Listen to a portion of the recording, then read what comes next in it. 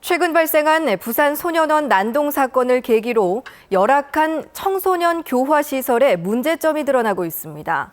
부산 소년원 과밀화의 원인과 배경을 김건영 기자가 집중 보도합니다. 지난 5일 밤 부산 소년원 난동 사건은 자칫 대규모 탈출 사태로 이어질 뻔했습니다. 경찰 400명이 출동해 전자충격기까지 사용해 진압해야 할 정도였습니다. 난동의 직간접적인 원인으로 과밀 수용이 꼽히고 있습니다. 부산 소년원의 수용 정원은 190명. 하지만 현재는 280여 명이 수용돼 있습니다.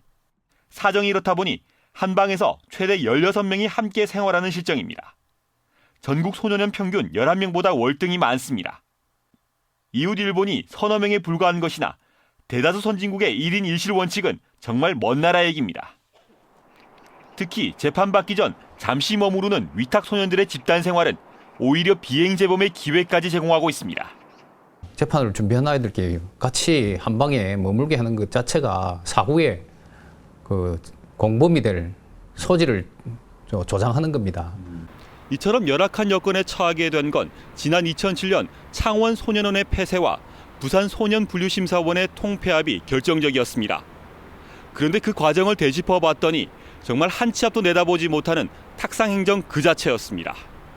당시 시설 통폐합의 가장 큰 근거는 출산율 저하.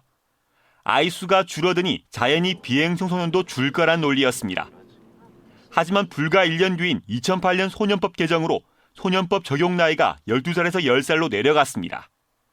2007년도에 이미 법 개정 작업이 진행되고 있었기 때문에 수용 대상이 늘어날 거란 사실은 충분히 예상 가능했습니다. 가정해체로 인한 청소년 비행 문제가 증가하는 사회적 현상도 무시됐습니다.